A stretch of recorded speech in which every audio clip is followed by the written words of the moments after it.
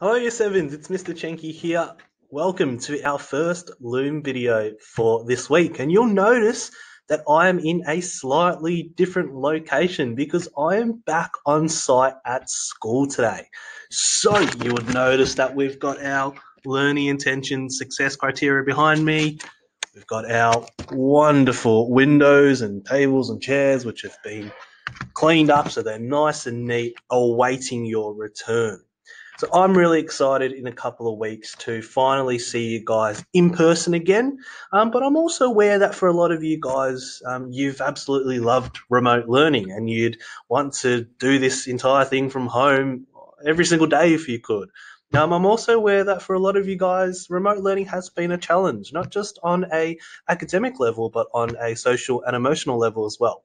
So we're really going to be taking it easy when we're coming back in a couple of weeks' time. And I just wanted to reassure you that I'm here to support you guys. Your mates are all here as well, and the middle school team and other teachers as well will be here behind your back, and we'll make sure that your transition from online remote learning to face-to-face learning again and face-to-face school is as smooth as possible. So what I wanted to do today was recap this week's learning. We've had a massive week and we've covered some really heavy topics around theme. So I thought we would just do a bit of a recap. To give you a bit of context though, and a bit of a refresher, last week we did a couple of activities that hopefully you guys enjoyed, because I really enjoyed walking you guys through these activities and also looking at some of your work last week. So remember, we started off the week last week with an immersion. So we did a guided visualization where you guys looked at the controversial practice of mountaintop removal. And I wrote a short story for you guys in second person, and your job was to relax, close your eyes, and visualize yourself in the world of the story. So hopefully you guys enjoyed that. We also looked more deeply at mountaintop removal. So what it is, how it affects animals' habitats, what are the ethical concerns around mountaintop removal. We also looked at New York City and the key locations that Mina mentioned in her letters to River about New York City. So we looked at the Little Red Lighthouse under the George Washington Bridge. We looked at Chinatown in Manhattan. And last but not least, we watched a couple of cinematic videos about New York City and Missouri, and we chose to write a letter describing one or the other. This week, our focus has really been on themes. And for a lot of you guys, you'd have sort of an understanding of what themes are, but it is one of those concepts here, Sevens, that is really difficult to define. In fact, even sometimes I struggle to define what theme is. So we established this week that themes are universal ideas, lessons, or messages that are explored throughout a text. And a text could be a book, could be a short story, could be a poem, could even be a movie. And we established that the key feature of themes is their universal nature. So for example, one of the main themes in Same Sun Here is friendship. But that theme isn't just explored in Same Sun Here. The theme of friendship is explored in multiple other texts. So it's important to recognize that themes are universal. They transcend the text that you're reading. And we also learned that themes aren't never stated explicitly. So if you're a Harry Potter fan, you're not going to open up your Harry Potter book and on the first page, J.K. Rowling's like, my book, Harry Potter, is about the power of friendship. You'll never really ever get themes stated explicitly. Rather, we have to read between the lines in order to decipher what the author is trying to imply through themes. We also looked at identifying themes. So one really good way to identify a theme in a text is to ask yourself, number one, what is this book about? And number two, what does the author want me, or the reader, to leave thinking and feeling? Another really helpful tip that we looked at this week was using characters to analyze theme, because oftentimes characters are a window into the story's meaning and ideas. So remember to ask yourself, What's important to Mina and River? What sort of issues and ideas do they write about to each other? And what can we infer about this? Number two, are there any other characters in Same Sun Here that discuss or infer messages about their society or values? So you want to look at the secondary characters as well, such as Dadi, Mamor, Mina and River's parents, Mark, Carlos, all of their friends, Miss Lau, um, even the cranky landlord who tries to kick Mina out of her house. You want to ask yourself, do the main characters or the secondary characters give me a bit of an idea of what the themes in the book are? What are their values? What are their beliefs? What sort of issues do they represent? And last but not least, a really good way to identify a theme is to look at the relationships between the characters in the book.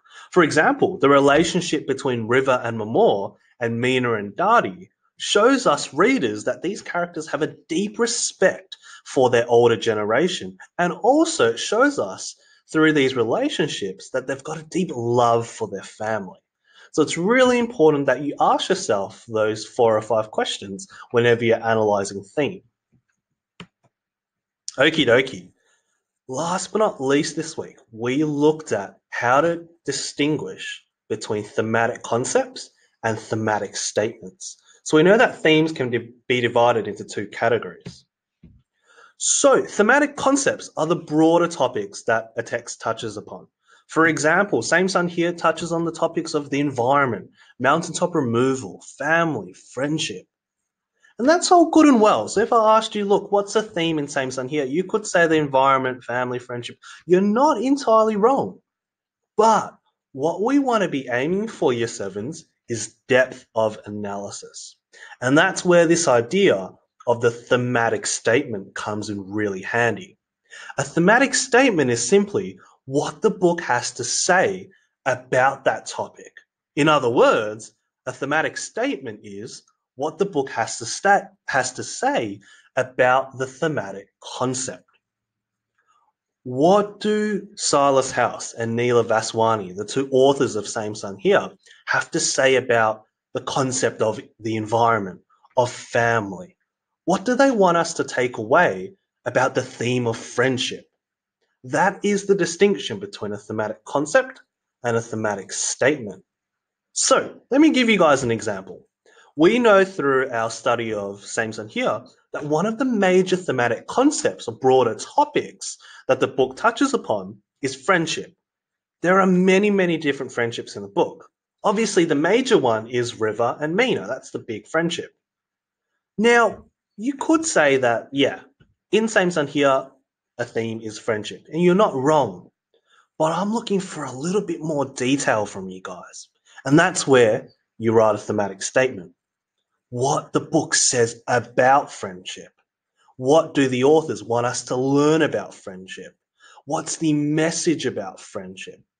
So I've written a short thematic statement. And remember, thematic statements are usually 1 or 2 sentences.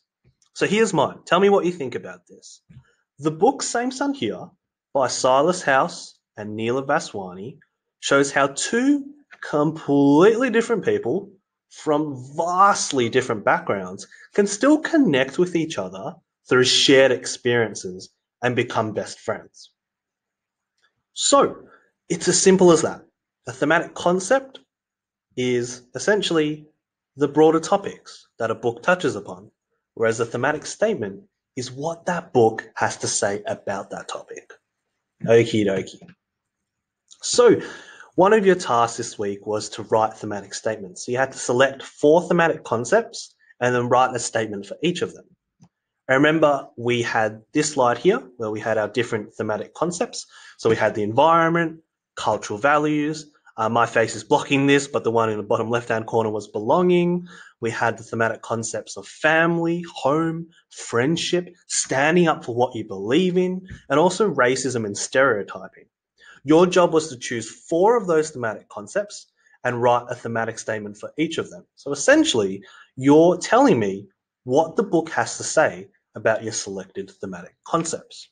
I'm going to give you guys another example because I think it's really important that we write together. So I've taken the thematic concept of racism and stereotyping. For those who have forgotten, essentially, a stereotype is a very generalized perception that we often slap a label onto someone with. So a common stereotype is that, just trying to think of one, all Asians are good at maths, something like that. And that also sort of stems into this idea of racism as well. Now, we know that in the book Same Sun Here, racism and stereotyping is a major thematic concept.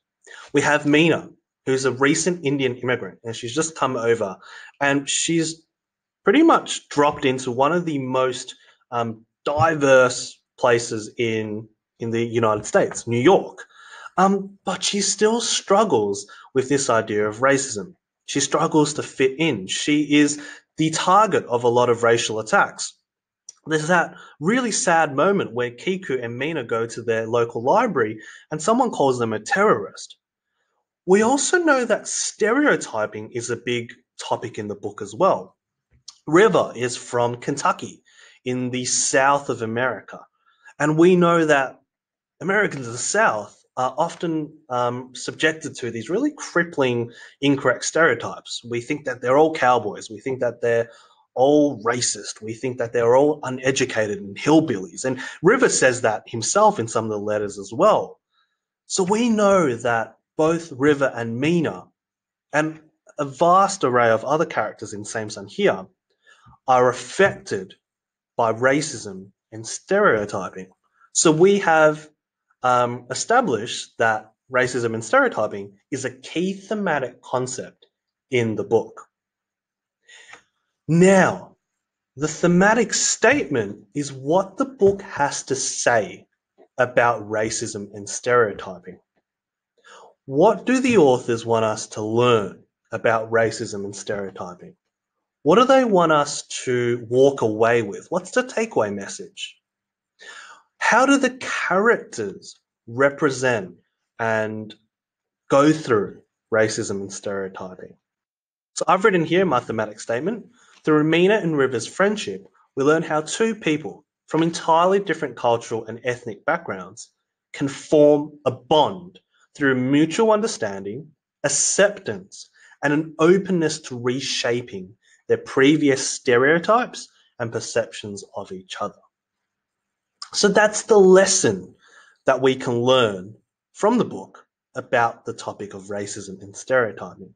And I think that's quite true. Let me know your thoughts on that as well, Year 7s. But I think that's one of the big messages about racism and stereotyping. If you think about it, Meena and River are, on face value, complete opposites. We've got this Indian immigrant who lives in New York.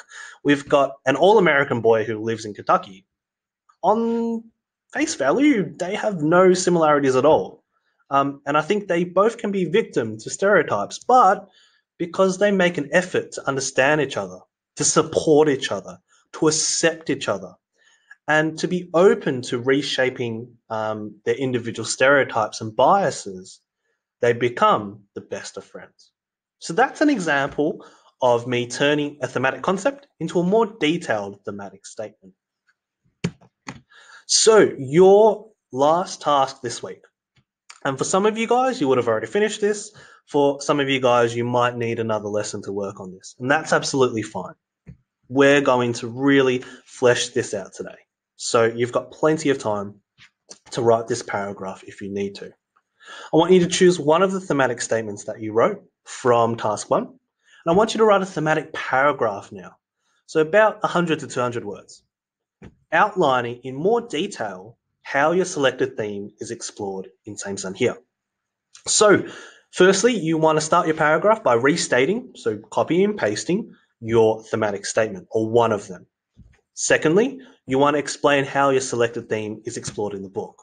So can you recall a moment in the book that relates to your theme? Are there any quotes that reflect your theme? And which characters in Same Sun Here represent your chosen theme? Last but not least, you want to end your thematic paragraph with one sentence to tie it all together.